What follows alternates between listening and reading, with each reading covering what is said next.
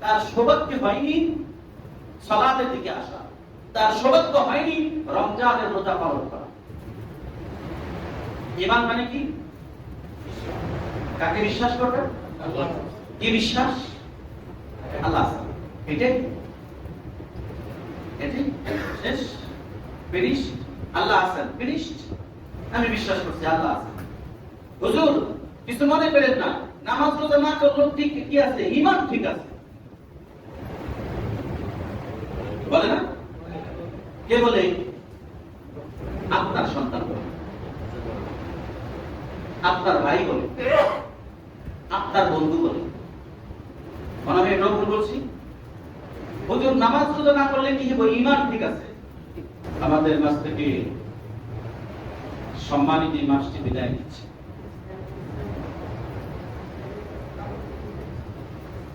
কলিজার সাথে লাগানো আপন মানুষগুলো যখন বিদায় নেয়, তখন অনেকেই এই বিদায়টাকে স্বাভাবিকভাবে নিতে পারে। আপনি হয়তো মনে করেন যে আবার আগামী বছর পাওয়া যেত, গ্যারান্টি আছে? মানুষ যখন মৃত হয়ে গেলে আর ফেরত আসে না। এই রমাদান মাস আর কোনদিন আমাদের মাঝে ফেরত আসবে? আবার হায়াতে বেঁচে থাকলে আগামী বছরেরটা পাবো, যেটা চলে যাচ্ছে এটা কি আর ফেরত পাবো? আসবে কোনদিন আমার লাইফ, আমার জিন্দেগিতে?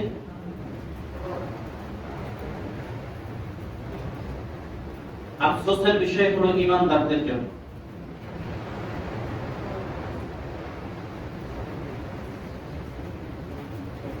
হেদায়েত প্রাপ্ত যারা, তারা আফসোস করে রমাদান মাস আমার মাস থেকে বিদায় নিয়ে চলে যাচ্ছে। আমি এখনো জানতে পারিনি আমার গুনাহগুলো মাফ হলো কিনা, বুঝতে পারিনি। হ্যাঁ, বোঝার উপায়টা হলো এইরকম। এখন কি একটু গরম পড়ছে না? এটা কি দেখা যায় না বোঝা যায়? ওই গরমটা কি ধরা যায়? চোখে দেখা যায়? ওই গরমটাকে কোন মাত্রায় গরম সেটা দেখার জন্য আবার গরম মাপার যে থার্মোমিটার, সেটা থার্মোমিটারে দেখবেন, কিন্তু বাস্তবেই গরমটাকে দেখা যাবে, ধরা যাবে, অনুভব করা যায়। আল্লাহ তাআলা মানব দেহের ত্বকের মধ্যে সেই সেন্সর দিয়ে দিয়েছেন, যে সেন্সরের মধ্যে আমি বুঝতে পারতেছি গরমের মাত্রা বাড়ছে কিংবা কমছে। আচ্ছা, এই গরমের মধ্যে যদি একটু শীতল বাতাস আসে, তখন আপনি বুঝতে পারেন যে কোথাও বৃষ্টি হচ্ছে অথবা ঠান্ডা বাতাস আসছে, যে গরমের মাত্রাটা একটু কমছে, একটু ঠান্ডা শীতলতা অনুভব হচ্ছে। ঠিক না? ঠিক তদ্রুপভাবে ঈমানদার শীতলতা অনুভব করে যখন সে গুনাহ মাফ হয় আল্লাহর পক্ষ থেকে, গুনাহ মাফ পায় আল্লাহর পক্ষ থেকে, রহমত প্রাপ্ত হয় আল্লাহর পক্ষ থেকে, তখন তার কাজ কর্ম, ইবাদত, মুআমালাত সমস্ত কিছুর মধ্যে এইরকম একটা শীতলতা, শান্তি, প্রশান্তি অনুভব করে। তখন সে বুঝতে পারবে যে আমার রব আমাকে ফেরত দেননি, আমার রব আমাকে ফেরত দেননি, আমার রব আমাকে ফেরত দেননি। আমি আশাবাদী আমার রব আমার দোয়া কবুল করেছেন, আমি আশাবাদী আমার রব আমাকে ক্ষমা করেছেন, আমি আশাবাদী আমার রব আমাকে রহম করেছেন, আমি আশাবাদী আমার রব আমার উপর রাজি খুশি হয়েছেন, আমি আশাবাদী আমার রব আমার রোজা কবুল করেছেন। ওই শীতল বাতাসের মতো যদি আপনি অনুভব করতে পারেন, আর এই শীতলতা অনুভব করবেন কিভাবে? দৈনন্দিন জীবন চলার পথে। আর অন্য কোনোভাবে আপনার বোঝার উপায় নাই। অন্য কোনোভাবে বোঝার উপায় হলে মৃত হয়ে যেতে হবে। জীবিত অবস্থা আপনাকে বুঝতে হলে আপনার জীবন জিন্দেগি, আপনার কর্মপদ্ধতির কর্মজিন্দেগির মধ্যে আপনাকে বুঝে নিতে হবে। আরেকটা বিষয় হলো সুফিবাদ। সুফিবাদের বিষয় হলো তারা গভীর ধ্যানে চলে যাওয়া। গভীর ধ্যানে চলে যাওয়া, বুঝতেও পারে নাও বুঝতে পারে, কিন্তু কর্মপদ্ধতির মাধ্যমে, জীবন জিন্দেগীর মাধ্যমে, চলার মাধ্যমে এটা আপনার বোঝা সম্ভব যে গরম হচ্ছে, শীতল বাতাস আসতেছে, আমি রহমত প্রাপ্ত হয়েছি, গুনাহ মাফ পেয়েছি, আমার আল্লাহর পক্ষ থেকে রহমত এবং সাকিনা আমি প্রাপ্ত হচ্ছি। আপনার কাজের মধ্যে আপনি টের পেয়ে যাবেন, চলার মধ্যে টের পেয়ে যাবেন। আমি মনে হয় বুঝাইতে পারি।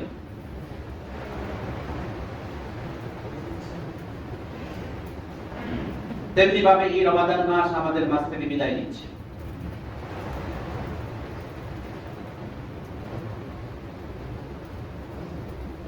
সম্মানিত হাজিরিন, রমাদান মাসে একটি বিশেষ আমল রয়েছে যেটা আমরা অনেকেই জানি, অনেকে জানি। আল্লাহ সুবহানাহু ওয়া তাআলা বলে তুকবিলুল ইদ্দাতা, যদিও এটি সূরাতুল বাকারার 185 নম্বর আয়াত, শাহরুর রমাদান আল্লাযী উনজিলা ফীহিল কুরআন, এই আয়াতের সর্বশেষ অংশ বলে তুকবিলুল ইদ্দাতা, যাতে করে তোমরা তোমাদের রমাদান মাসের যেই রমাদানের রোজাগুলো ছুটে গিয়েছে, মায়েদের নির্দিষ্ট সময়ের কারণে এবং সফরে থাকার কারণে, কোন মানুষ রুগ্ন থাকার কারণে তার নির্দিষ্ট সময়ের রোজাগুলো সে পালন করতে পারেনি, সে যাতে করে সেটা গণনা রাখে, পরবর্তীতে সে যেন তা সম্পূর্ণ আদায় করে নেয়।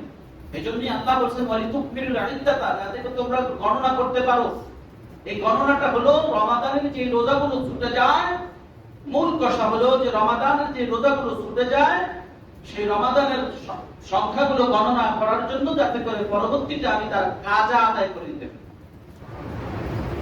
আর কি ওয়ালিতুকাব্বিরুল্লাহ আলা মা হাদাকুম,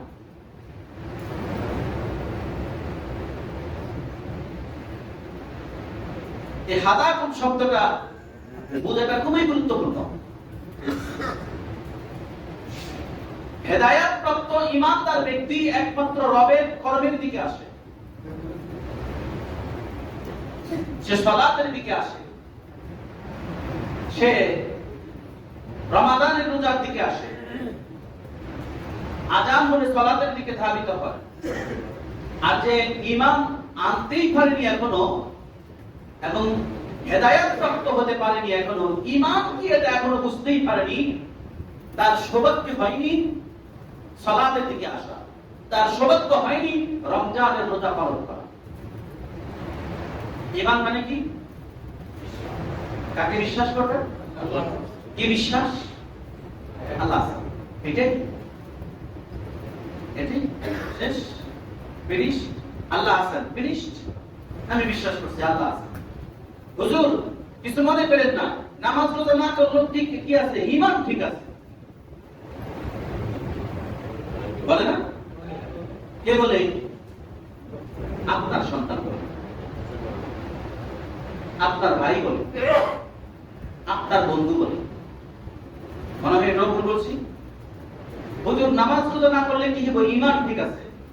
কার কথা ঠিক? আপনার না মুহাম্মদ সাল্লাল্লাহু আলাইহি সাল্লাম? মুহাম্মদ রাসূলুল্লাহ সাল্লাল্লাহু আলাইহি সাল্লাম বলেছেন, মান আকামাস সালাহ ওয়া মান আকামাদ দ্বীন, যে নামাজ প্রতিষ্ঠা করলো সে দ্বীন প্রতিষ্ঠা করলো। দ্বীনের বিষয়টা হলো ঈমান। আপনার ঈমান আছে, আল্লাহ আছে। তা আল্লাহ যখন আছে, আল্লাহ আপনাকে কর্মপদ্ধতি দিয়েছে, এটাও আপনাকে কি করতে হবে? পালন করতে হবে, তবে আপনার ঈমান আছে। অন্যথায় আপনার ঈমান নাই। কেন ঈমান নাই? মুহাম্মদ রাসূলুল্লাহ সাল্লাল্লাহু আলাইহি সাল্লাম কিতাবুল ঈমান মুসলিম শরীফের হাদিসে নবীজি সাল্লাল্লাহু আলাইহি সাল্লাম কি বলেছেন? যখন চোর চুরি করে তখন সে ঈমান অবস্থায় থাকে না। একটা কথা। এবার চোরের মতো, চুরির মতো যতগুলো অপরাধ আছে, ওই অপরাধ সংগঠিত থাকা অবস্থায়, ওই অপরাধে লিপ্ত থাকা অবস্থায় ব্যক্তির ঈমান থাকে না। কথাটা কি আমার না মুহাম্মদ সাল্লাল্লাহু আলাইহি ওয়াসাল্লামের? আর মুহাম্মদ সাল্লাল্লাহু আলাইহি ওয়াসাল্লামের এই কথাটা মেনে নেওয়াটাই ঈমান। মেনে কর্মপদ্ধতি পালন করাটার নামই হলো ঈমান। এর বাহিরে কি আপনি ঈমান দাবি করবেন? আপনি ঈমানদার নন। আরেকটা হাদিসে আসছে নবীজি সাল্লাল্লাহু আলাইহি ওয়াসাল্লাম সালাত আদায়কারীর ব্যাপারে কি বলেছেন? তোমাদের মধ্যে যাকে তুমি সালাতের জন্য মসজিদে আসতে দেখবে, সালাতের জন্য কি করতে মসজিদের দিকে আসতে দেখবে এবং তোমাদের সাথে সালাত আদায়কারী হিসেবে দেখবে,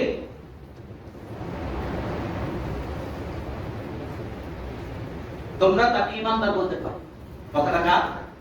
মুহাম্মদ সাল্লাল্লাহু আলাইহি ওয়াসাল্লাম। মুহাম্মদ সাল্লাল্লাহু আলাইহি ওয়াসাল্লাম বলেন তার ঈমান আছে। এইজন্য সাহাবায়ে কেরামকে বলছেন তোমরা তাকে ঈমানদার বলতে পারো। কথা বলছেন মুহাম্মদ সাল্লাল্লাহু আলাইহি ওয়াসাল্লাম, তাকে ঈমানদার বলতে পারো। এইজন্য মসজিদে যিনি আসছেন এখন সালাত আদায় করার জন্য আসছেন, এখন ঈমানদার। কিন্তু সালাত আদায় শেষ করার পরে গিয়ে যখন মিথ্যা কথা বলবে, মিথ্যা কথা বলা অবস্থাতে ঈমানদার।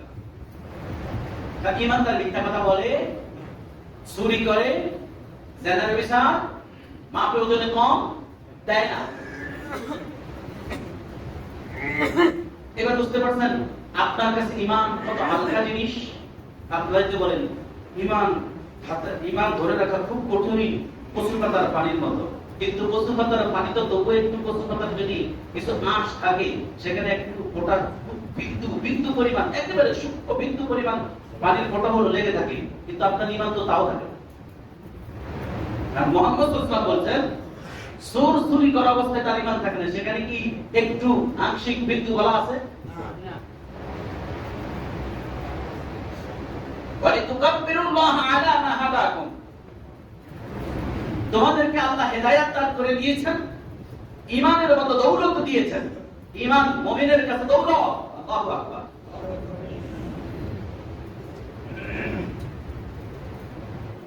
ঈমান আপনার কাছে কি?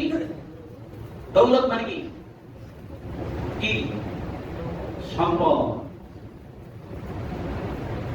যার ঈমান সঠিক, সাচ্চা, সমগ্র পৃথিবী বিক্রি করে দিলেও তার ঈমানের ওজন যদি এক পাতলায় করা হয়, যেমন হযরত বেলাল রাদিয়াল্লাহু তাআলার ঈমান সমগ্র পৃথিবী এবং পৃথিবীর মানুষের আমল যদি এক পাতলায় ওজন করা হয়, বেলালের ঈমানের চেয়ে বেশি হবে না, বেশি হবে না, বেশি হবে না।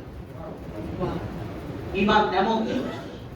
ওয়ালিতুকাব্বিরুল্লাহ আলা মা হাদাকুম, আল্লাহ তোমাদেরকে যে হেদায়েত দিয়েছেন, ঈমানের মতো দৌলত দিয়েছেন, তোমাদেরকে সঠিক পথের দিশা দিয়েছেন। তোমরা রমাদান মাস পেয়েছো, ঈমানের মতো দিশা পাওয়ার কারণে, হেদায়েত পাওয়ার কারণে এই রমাদান মাস পেয়েছো।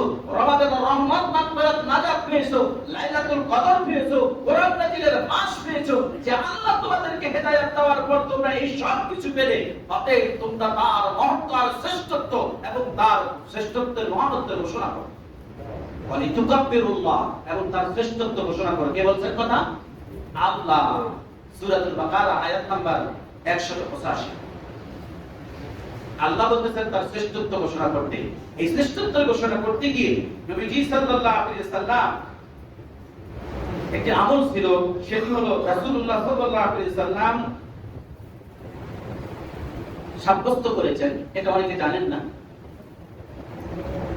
ঈদুল ফিতরের দিন লোকেরা তাদের জন্য সুন্নত মুআক্কাদা, অনেকে সুন্নত জায়েজা বলেন, না করলে গুনাহ হবে ইত্যাদি, কিন্তু রাসূল সাল্লাল্লাহু আলাইহি ওয়াসাল্লাম গুরুত্ব দিয়ে আমলটা করতেন। কি দিয়ে? গুরুত্ব দিয়ে আমলটা করতেন। কি? নবীজি সাল্লাল্লাহু আলাইহি ওয়াসাল্লাম বলেন যে ফিতর পেল, যে ফিতর পেল, অর্থাৎ ঈদুল ফিতর পেল, সে যেন ফজরের পরে, অর্থাৎ ফজরের পর থেকে সালাতুল ঈদুল ফিতর, সালাতুল ঈদুল ফিতর, ঈদুল ফিতর সালাতের যাওয়ার আগ পর্যন্ত তাকবীর পড়ে। বুঝতে পারছেন? তার মানে ফজরের নামাজ শেষ, সালাত আদায় করেছেন, এখন বেরিয়ে যাচ্ছেন আল্লাহু আকবার, আল্লাহু আকবার, লা ইলাহা ইল্লাল্লাহ, আল্লাহু আকবার, আল্লাহু আকবার, লিল্লাহিল হামদ। যখনই পড়বে, মনে পড়বে আল্লাহু আকবার, আল্লাহু আকবার, লা ইলাহা ইল্লাল্লাহ, আল্লাহু আকবার, আল্লাহু আকবার, লিল্লাহিল হামদ। চলবে, তাকবীর চলবে।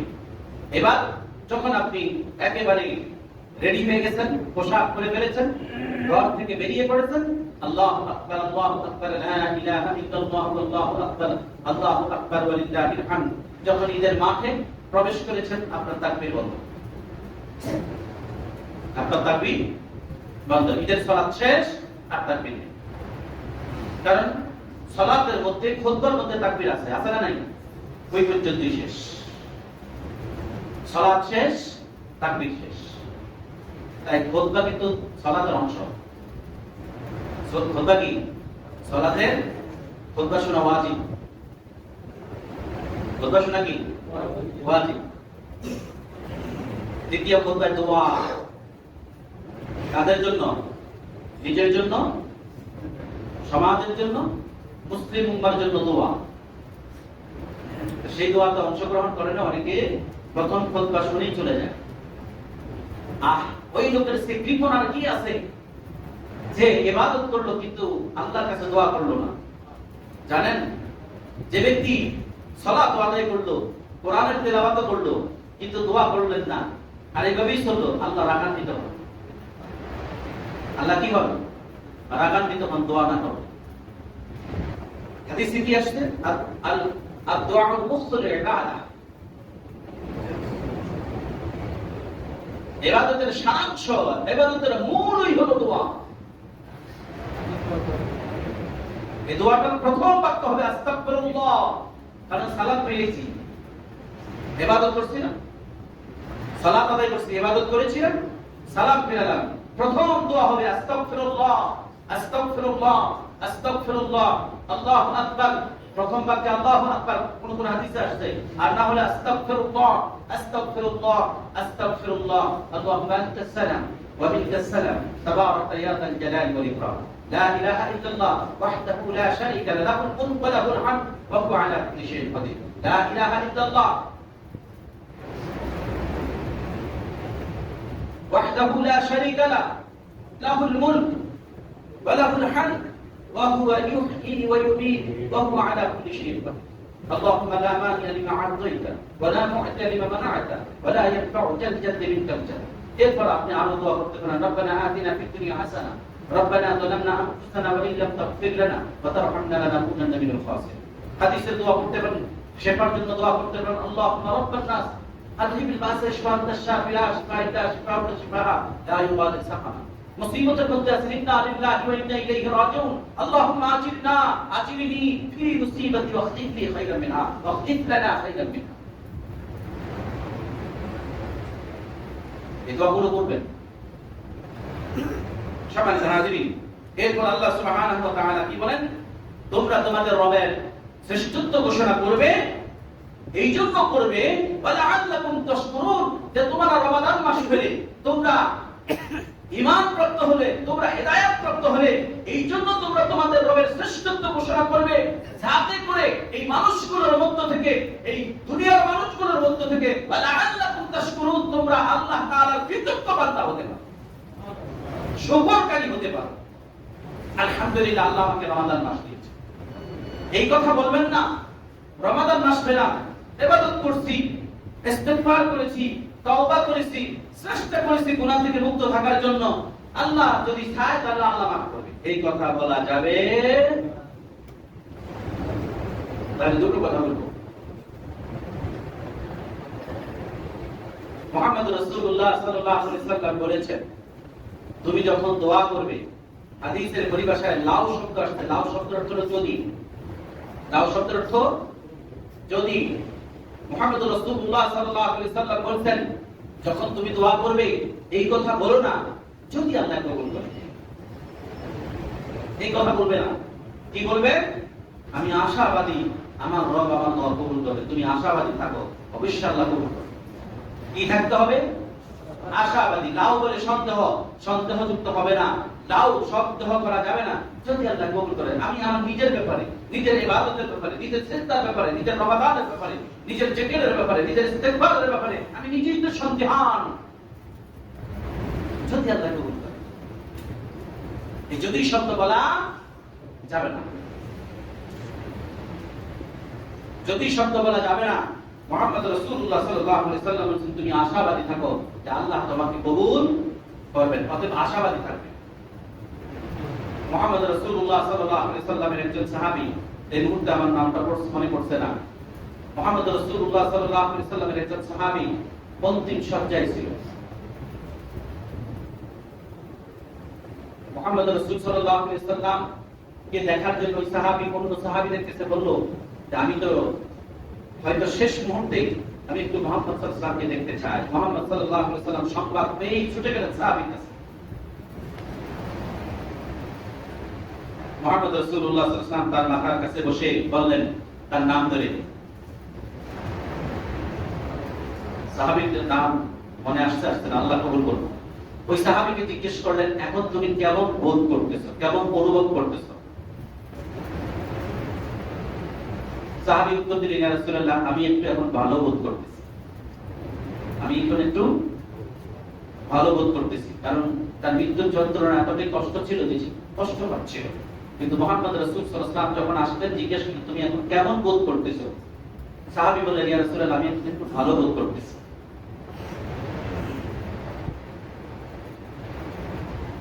পরের কথাটা খুবই গুরুত্বপূর্ণ। আল্লাহ আমাদেরকে ওই সাহাবীর কথার মতো আমাদেরকে কবুল করুন। আবার বলি, ওই সাহাবীর কথার মতো আল্লাহ আমাদেরকে কবুল করুন। সাহাবীকে জিজ্ঞেস করলেন, তুমি তোমার রবের কাছে কিরূপ আশা করো?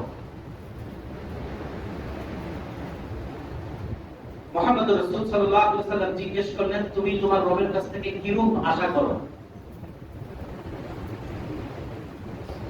সাহাবী জবাব দিলেন, ইয়া রাসূলুল্লাহ, আমি আমার রবের কাছে আশা করি যে আমার রব আমার ভুল ত্রুটিগুলো মার্জনা করবেন, আমাকে তার দয়া, বুঝে কিন্তু তার দয়া উচ্চ মাকাম দান করবেন। মুহাম্মদ সাল্লাল্লাহু আলাইহি ওয়াসাল্লাম উত্তর দিলেন, তুমি আশাবাদী থাকো, তোমার রব তোমাকে ফেরত দিবে না। তুমি আশাবাদী থাকো, তোমার রব তোমাকে ফেরত দিবে না। সম্মানিত হাজিরিন, রমাদান মাস পেলেন, এই রমাদান মাসে কিভাবে যত্ন করেছেন? আপনার বাসায় মেহমান আসলে কিরূপ যত্ন করেন? রমাদান মাসে আপনি কিরূপ যত্ন করেছেন? রমাদানের রোজা তো রেখেছেন, কিরূপ যত্ন করেছেন? ভুলে ভরা, ত্রুটিতে ভরা আমাদের রমজান মাস অতিবাহিত হয়েছে না, বলছি ভুলে ভরা, ত্রুটিতে ভরা রমাদান মাস আমাদের বিদায় হয়ে যাচ্ছে। আমরা আমাদের রবের কাছ থেকে না তাকানাতু বির রাহমাতিল্লাহ, আল্লাহ আমাদেরকে যেহেতু আশান্বিত করেছেন, তোমরা তোমাদের রহমত, রবের রহমত থেকে নৈরাশ হইও না, আমরা এই ছাড়া আর কিছু দেখি না। অতএব আমাদের রবের আশা আর রহমত ছাড়া আমরা কিছু আশা করি না। কারণ রব যদি রহমতের ত্রুটির জন্য আমাদেরকে ধরে, হিসাব চায়, বলে তাহলে সারা দড়াইবা, মানুষ সৃষ্টিগতভাবে দুর্বল, তার সত্যতাই সৃষ্টির দুর্বল। সেই দুর্বলের কাছে সর্বশক্তিমান আল্লাহ যদি হিসাব চায়, সেই দুর্বল ব্যক্তি কিভাবে তার রবের সাথে হিসাব দিবে?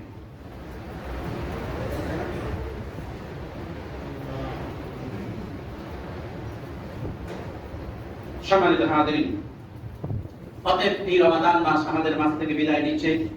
আমরা কান্নাকাটি করে রবের কাছ থেকে শেষ মুহূর্তে আমরা আমাদের রবের কাছে ক্ষমা চেয়ে নিব, রহমত চেয়ে নিব, নাজাত চেয়ে নিব। বাকি জিন্দেগি যেন আমরা হেদায়েতের উপর চলতে পারি এবং রবের ইতাআতের উপর, রাসূলের ইতাআতের উপর আমরা চলতে পারি। আল্লাহ তাআলা আমাদের সকলকে কবুল করুন। সম্মানিত হাজিরিন, রমাদান মাসে আমরা যেই সাদাকাতুল ফিতর দেই, এই সাদাকাতুল ফিতরের বিষয়টি হলো রাসূল করিম সাল্লাল্লাহু আলাইহি সাল্লাম আমাদেরকে সাদাকাতুল ফিতরের যেই নসিহত করেছেন, এটি আমরা ঈদের সালাতে যাওয়ার আগেই আদায় করতে হবে। ঈদের সালাতে যাওয়ার আগেই আমাদেরকে আদায় করতে হবে। কেননা নবীজি সাল্লাল্লাহু আলাইহি সাল্লাম প্রত্যেক মানুষের জন্য, নারী শিশু সকলের জন্য সাদাকাতুল ফিতর আদায় করতেন।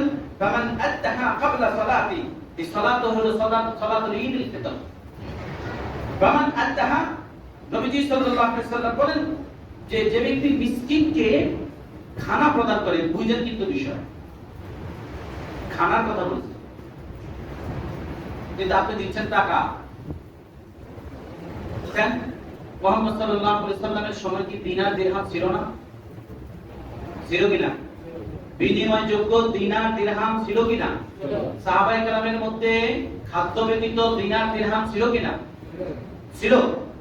যদি থেকে থাকে, পরিষ্কার করে বুঝে নেন, যদি থেকে থাকে, তাহলে মুহাম্মদ সাল্লাল্লাহু আলাইহি ওয়াসাল্লাম, সাহাবায়ে কেরাম, তাবেঈন, তাবু তাবেঈন, পরবর্তী ইজতিহাদকারী ইমাম আবু হানিফা রাহিমাহুল্লাহ, ইমাম শাফি, ইমাম মালিক, ইমাম হাম্বলি ফিকহিয়া গ্রন্থের মধ্যে মূল্যের কথা বলা হয়।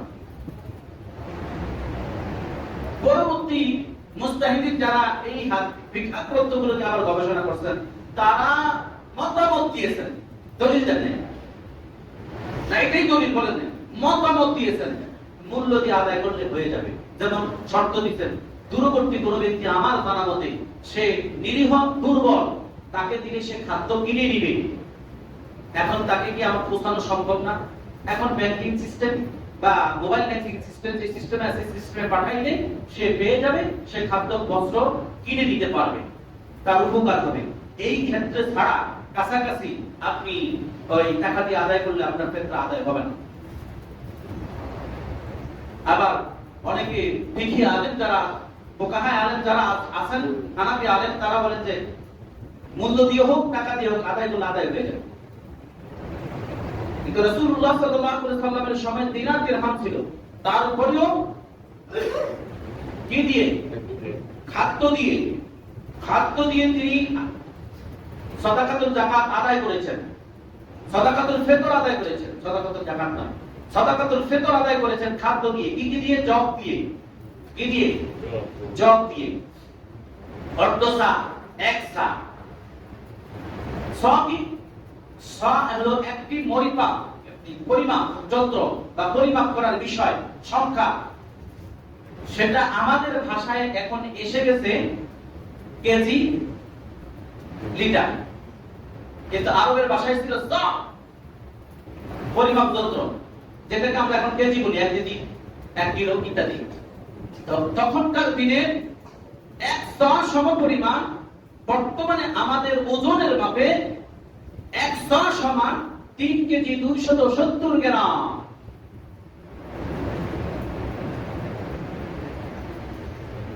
বুঝাছে নাই? 1 কেজির মেপে হিসাব করে দিলে হবে না। এবং আমরা হিসাব করি ছটা, 1 কেজি 12.5 ছটা, তাই না? 12.5 ছটা, 12.5 ছটা, 1 কেজি 12.5 ছটাকে হিসাব করি। ছটাক হিসাব ছিল, যেমন শেরের মাপ ছিল 80 তলায় 1 শের, তখন ছিল ছটা, 16 ছটাকে 1 শের। কি হিসাব হতো? তারা অঙ্ক তো পারেন সবাই। 16 ছটাকে 1 শের হিসাব করা হতো না, ভুল বলছি? বলবেন বলেন। 16 ছটাকে 1 শের হিসাব করা হতো, বাট 16 ছটাকে কি 1 কেজি বলা হয়? দেখেন, আমরা সাদাকাতুল ফিতর আদায় করার বিষয়, আমি খুব গুরুত্বপূর্ণ দুটো বিষয় বলবো এই সাদাকাতুল ফিতরের বিষয়। তার আগেই চলে যাই, আমি একটু মাঝখানে গ্যাপ রেখে। এখন আসুন, সাদাকাতুল ফিতর এটি কি আপনার জন্য রমাদানের কাফারা, জরিমানা, ইবাদত, কোনটা? কি বলবেন? সাদাকাতুল ফিতর রমজানের কাফারা, হ্যাঁ,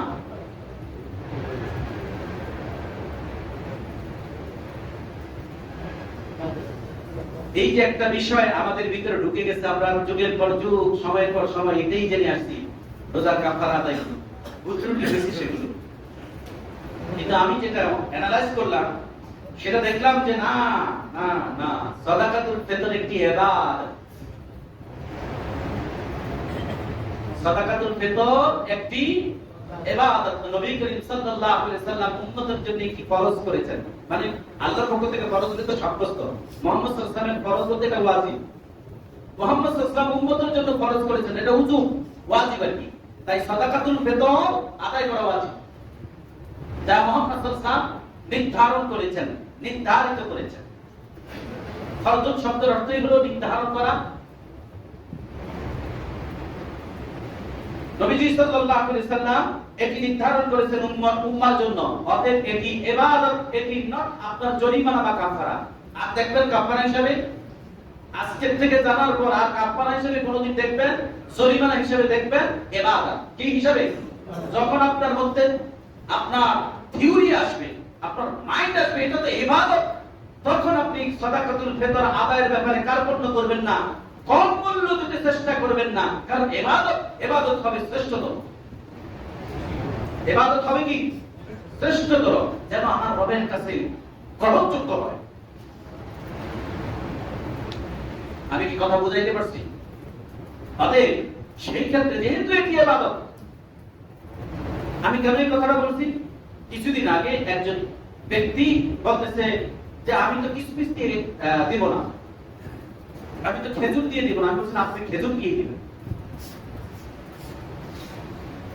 যদি উনি আমার কথা গ্রহণ করতে পারেন না করতে পারেন, কারণ না গ্রহণ করারই কথা, এমন ব্যক্তি তিনি না গ্রহণ করারই কথা, আমি তাকে বললাম আপনি খেজুর দিয়েই সাদাকাতুল ফিতর দিবেন। কেন আমি খেজুর, আমি চাল দিয়ে দিব কেন? কেন আপনি সাদাকাতুল ফিতর দিয়ে?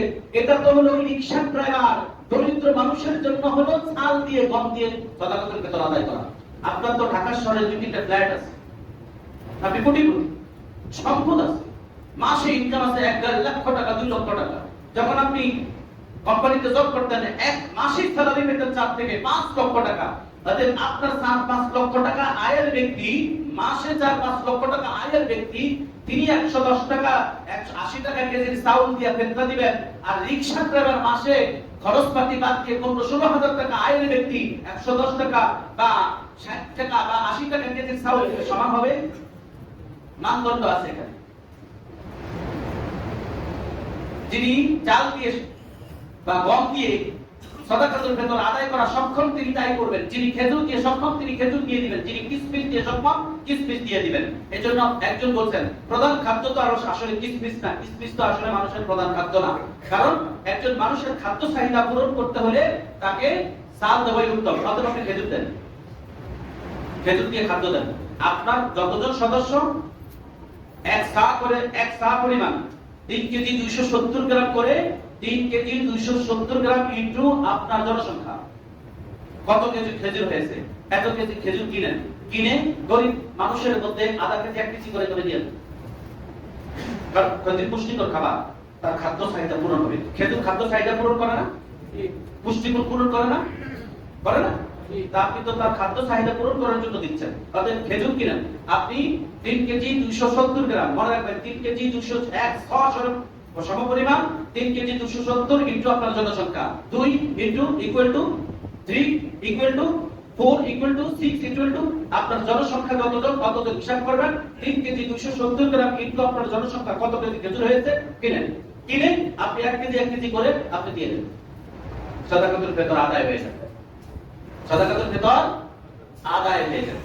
আমি কি বুঝাইতে পারছি আপনাদেরকে? আর যিনি দরিদ্র তিনি যেই মানের চাল খাবেন, প্রধান খাদ্য এখন চাল, প্রধান খাদ্য এখন গম না। যদিও এখন পর্যন্ত ফিকহা মাসালায় এবং মুফতিরা এখন পর্যন্ত ফতোয়াই দিয়েছেন গমের উপরে। কিসের উপরে? আচ্ছা গম কেউ খায় না, গম প্রধান খাদ্য এখন। আরব দেশে তখন চালের এত ছিল না, গম ছিল। কারণ তারা গম দিয়ে আটা পিষে সেই আটার রুটি করে মাংস দিত, এটাই ছিল তাদের প্রধান খাদ্য।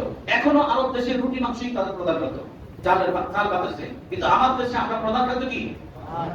ভাত, সেটাকে চাল দিয়ে। অতএব চাল গম জব এক ক্যাটাগরি, চাল গম জব এক ক্যাটাগরি।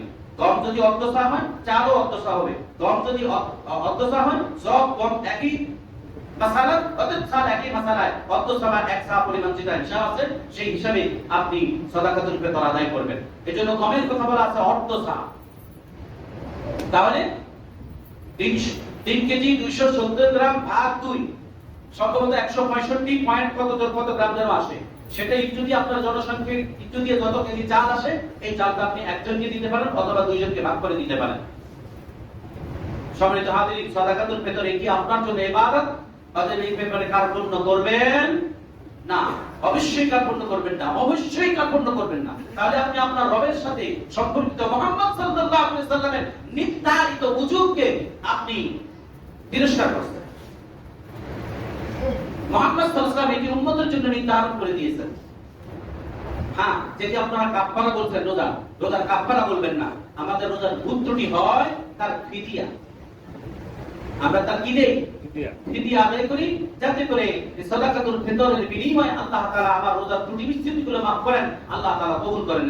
এই জন্যই সাদাকাতুল ফিতর আপনার জন্য ইবাদত, অতএব এটি আদায় করবেন। আল্লাহ তাআলা আমাদের সকলকে জানার মানার আমল করার তৌফিক দান করুন। সম্মানিত হাজিরিন, আমাদের মসজিদের সম্মানিত সভাপতি সাহেব কিছু কথা বলুন।